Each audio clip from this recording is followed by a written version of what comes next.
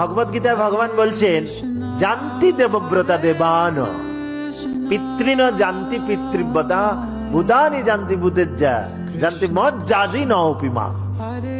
বলছেন যারা দেবতাদের আরাধনা করে তারা দেবলোকে যায়। কোথায় যাবে? কোথায় যাবে? পিতৃ, যারা পিতৃপুরুষদের আরাধনা করে তারা পিতৃলোকে যাবে। কোথায় যাবে? যারা ভূত প্রেতাদের আরাধনা করে, অনেকে আছে না তান্ত্রিক ফান্ত্রিক, জানেন আপনারা? তান্ত্রিক শুনেছেন?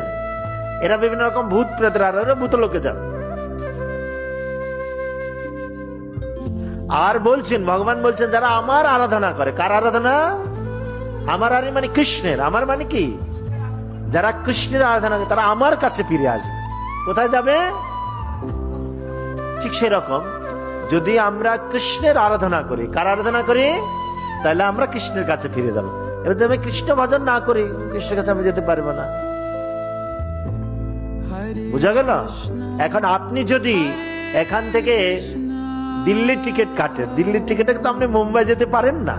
পারেন না? পারেন না কি? অনেক হয়তো টিকিট না কেটে চলে যায়, সেটা এক্সেপশনাল কেস। ধরা পড়লে কিন্তু উপায় না। তো সেই জন্য আমাদের কিন্তু রাধা মাধব শ্রীমান মহাপ্রভু কি, আমাদেরকে কিন্তু কৃষ্ণ ভক্ত হতে হবে। কি ভক্ত হতে হবে? কি ভক্ত হতে হবে? তো কৃষ্ণ ভক্ত হতে হলে কি আমাদের বাড়িঘর ছেড়ে দিতে হবে? হ্যাঁ, ভক্তবিনোদ ঠাকুর বলছেন, গৃহে থাকো বনে থাকো সদা হরি হরি বল, জোরে হরি বল, হরি বল।